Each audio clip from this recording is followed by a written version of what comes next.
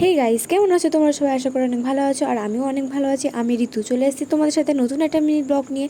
যেহেতু কালকে রথযাত্রা গেছে, তোমরা সবাই জানো, তো তাই জন্য সবাইকে প্রথমে জানাই শুভ রথযাত্রা। তো সকালে উঠে আমি মুখ ধুয়ে এক গ্লাস কফি খেয়ে নিলাম। তো তারপরে এখানে আমি সকালে এক প্যাকেট বিস্কুট দিয়ে আমার সকালের টিফিনটা সেরে নিলাম। তো তারপর দেখো এখানে রাতের বেলা এত পরিমাণে বৃষ্টি হয়েছিল যে আমাদের এখানে পাড়াটা পুরো ডুবে গেছে। তো আমি আমার বান্ধবী বেরিয়েছিলাম একটুখানি জল দেখতে পাড়ার মধ্যে। তো তারপরে দেখি বাড়ি গিয়ে এখানে মা খিচুড়ি রান্না করেছিল। বৃষ্টি হচ্ছে বাইরে, আর খিচুড়ি না হলে হয়? তো তারপরে আমি স্নান করতে যাবো বলে এখানে ফেস ওয়াশ করছিলাম।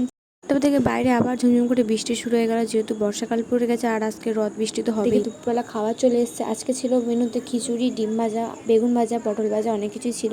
তারপরে এখানে ছোটোবেলা কাঁঠাল খেয়ে নিলাম একটু। তারপরে এখানে দেখো বৃষ্টির পরে ওয়েদারটা কত সুন্দর লাগছিল। তারপরে এখানে রেডি হয়ে গেছিলাম একটু বাইরে বেরোবো। তারপর দেখি এখানে ছোটো ছোটো বাচ্চারা রথ নিয়ে চলে এসেছিলো বাইরেতে, তো তাদের সাথে একটুখানি বেরিয়েছিলাম বাইরে। তো অনেক বছর পরে আমি রথ নিয়ে বেরিয়েছিলাম ছোটো ছোটো বাচ্চাদের সাথে। তো এগুলো না ছোটোবেলার স্মৃতি, খুব মনে পড়ে। তারপর আমি আমার বান্ধবী জল দিয়ে হাঁটতে হাঁটতে বাড়ি চলে এলাম। ভিডিওটা এখানেই শেষ করছি। ভালো লাগে লাইক, কমেন্ট, শেয়ার, সাবস্ক্রাইব করে দিও চ্যানেলটা। টাটা।